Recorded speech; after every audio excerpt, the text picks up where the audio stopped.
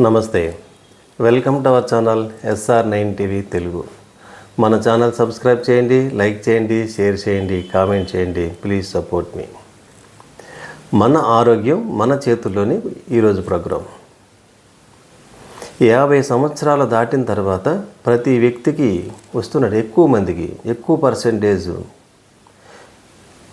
వస్తున్నటువంటి సమస్య, ప్రధానమైనటువంటి సమస్యలు మొకాళ్ళు అరిగిపోవటం, అంటే మొకాళ్ళ నొప్పులు, నడుము నొప్పి, మెడ నొప్పి, కండరాల నొప్పులు వస్తూ ఉంటాయి.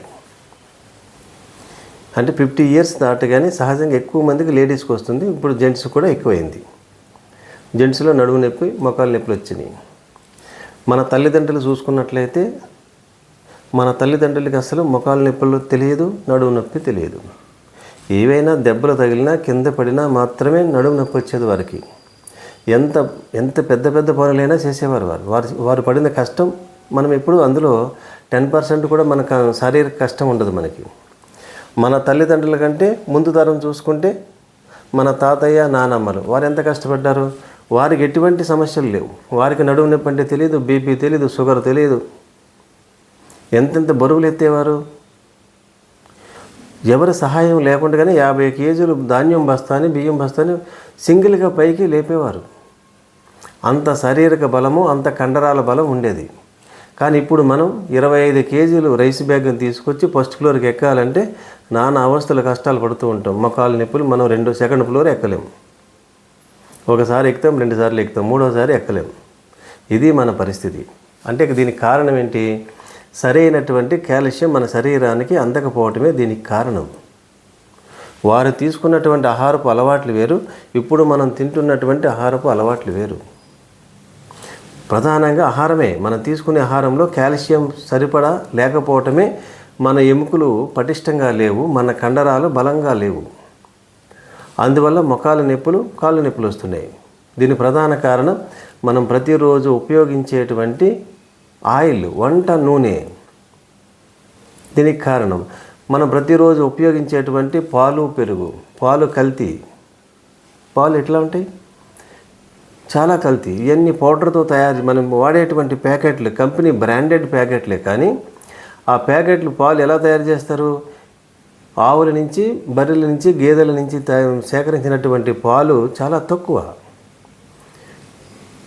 మనం ఇతర దేశాల నుంచి ఇంపోర్ట్ చేసుకుంటున్నటువంటి మిల్క్ పౌడర్ని ఉపయోగించి ఇక్కడ సేకరించినటువంటి ఆవు పాలు, గేదె పాలను మిక్సింగ్ చేసి మనకు ప్యాకెట్ల ద్వారా సప్లై చేస్తుంటారు.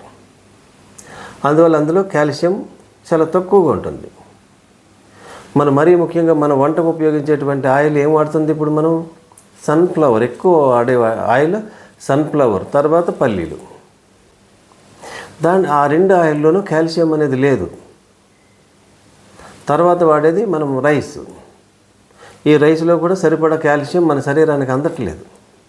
అందువల్ల మనకు ఉన్నటువంటి ఎముకల బలము చాలా తక్కువగా ఉంటుంది.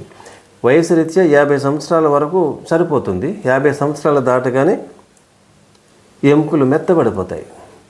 మెత్తబడవటం వల్ల మనం నడిచినప్పుడు, మెట్లు ఎక్కినప్పుడు త్వరగా అరిగిపోయి మొకాళ్ళ నొప్పులు, నడుము నొప్పి, మెడ నొప్పి ఇవన్నీ వస్తున్నాయి.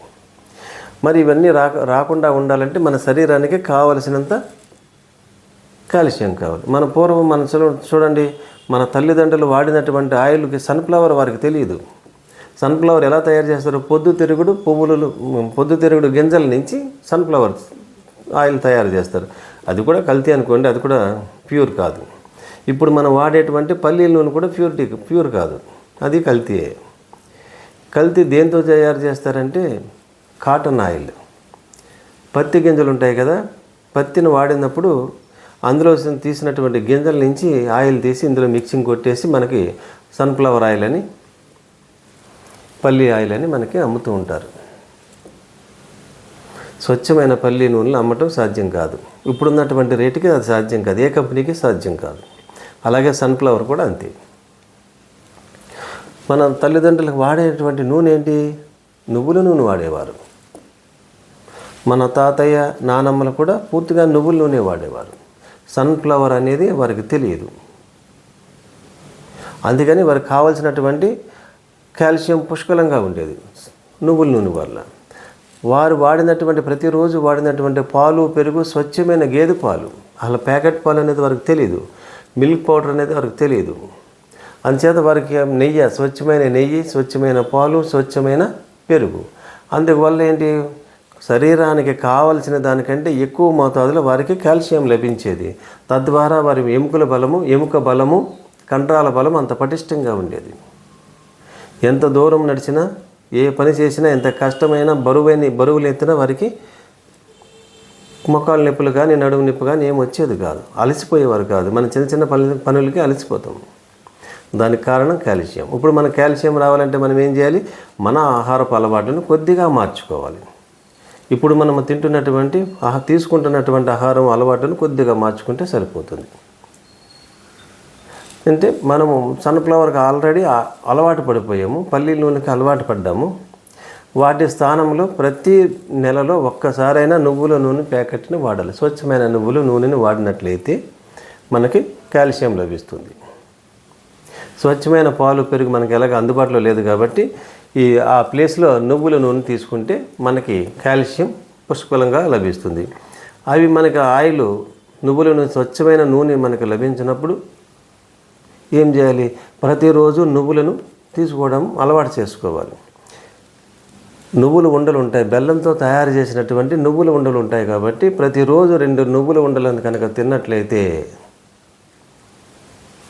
మనకు కావలసినంత కాల్షియం లభిస్తుంది. అప్పుడు మొకాల నొప్పులు, నడుము నొప్పులు మనకి రాకుండా ఉండేటువంటి అవకాశాలు ఉంటాయి. ఒకవేళ మరి షుగర్ పేషెంట్లు అయితే మరి బెల్లంతో తయారు చేసిన నువ్వుల ఉండలను తీసుకోలేరు కాబట్టి పౌడర్ చేసుకోండి. నువ్వుల పౌడరు కొద్దిగా వేపి పౌడర్ కొట్టుకుంటే అవి 2 స్పూన్లు తినండి. 2 స్పూన్లు కానీ 3 స్పూన్లు 4 స్పూన్లు షుగరు బెల్లం లేకుండా డైరెక్ట్ నువ్వుల పౌడర్ని తినండి. అప్పుడు వస్తుంది. తర్వాత లేదా మన మునగాకులు అంటాం కదా, మునగాకుని ప్రతి వారము ఆకుకూరని ఖచ్చితంగా తీసుకోండి. ఎక్కువగా మీకు మునగాకు లభించినట్లయితే దాన్ని రసంగా తీసుకున్నట్లయితే కాల్షియం లభిస్తుంది. నువ్వుల తర్వాత ఎక్కువగా కాల్షియం ఉన్నటువంటి ఆకుకూర ఏదైనా ఉంది అంటే అది మునగాకు ఆకు. మనం తోటకూర, పాలకూర ఎట్లయితే వండుకుంటామో ఈ మునగాకుని తీసుకుని వారానికి ఒక్కసారి పప్పు ద్వారా మునగాకుని వండుకుని తిన్నట్లయితే మనకు కావలసినంత కాల్షియం వస్తుంది. ఈ కాల్షియం తీసుకున్నప్పుడు మనకి ఇటువంటి సమస్యలు రాకుండా ఎముక బలము, కండరాల బలము పటిష్టంగా ఉండటానికి అవకాశం ఉంది. మన ఆహారపు అలవాట్లను కొద్దిగా మార్చుకున్నట్లయితే మన ఆరోగ్యం మన చేతుల్లోనే ఉంటుంది. వచ్చే వీడియోల్లో అసలు షుగర్ ఎందుకు వస్తుంది, ఇప్పుడు ఉన్నటువంటి ప్రధానమైనటువంటి సమస్య షుగర్ లేని పేషెంట్ అంటూ ఎవరు లేరు. డయాబెటిక్ షుగర్ లేని పేషెంట్ అంటూ ఎవరు కనిపించట్లేదు. షుగర్ లేకపోవటమే మహాభాగ్యంగా భావిస్తున్నారు. షుగరు బీపీ అనేది కామన్గా వచ్చేస్తుంది. ప్రతి వ్యక్తిలో ఉన్నటువంటి సమస్య షుగరు బీపీ. దీనికి కూడా మనం తీసుకునేటువంటి ఆహార అలవాట్లే, మనం తీసుకునే మనం తినేటువంటి ఫుడ్డే కారణం. ఇవన్నీ కొద్దిగా మార్పులు చేసుకుంటే ఇప్పుడు ఉన్నటువంటి పరిస్థితుల దృష్ట్యా మనం కొంత ఆరోగ్యంగా ఉండడానికి ఎక్కువ అవకాశాలు ఉన్నాయి. మన ఆరోగ్యం మన చేతుల్లోనే అనే కార్యక్రమం ద్వారా ఒక్కొక్క వారం ఒక్కొక్క వీడియో చేస్తాను. ఈ మన వీడియోలన్నీ మీరు చూడాలంటే మన ఛానల్ని సబ్స్క్రైబ్ చేయండి, లైక్ చేయండి, షేర్ చేయండి, కామెంట్ కూడా రాయండి. నేను చెప్పింది కరెక్టా కాదనేది మీరు కామెంట్ బాక్స్లో కూడా కామెంట్ ద్వారా తెలియజేయండి. మరిన్ని విశ్లేషణలతో SR9 TV తెలుగు మన ఛానల్ సబ్స్క్రైబ్ చేయండి, లైక్ చేయండి, షేర్ చేయండి, కామెంట్ చేయండి. Please support me.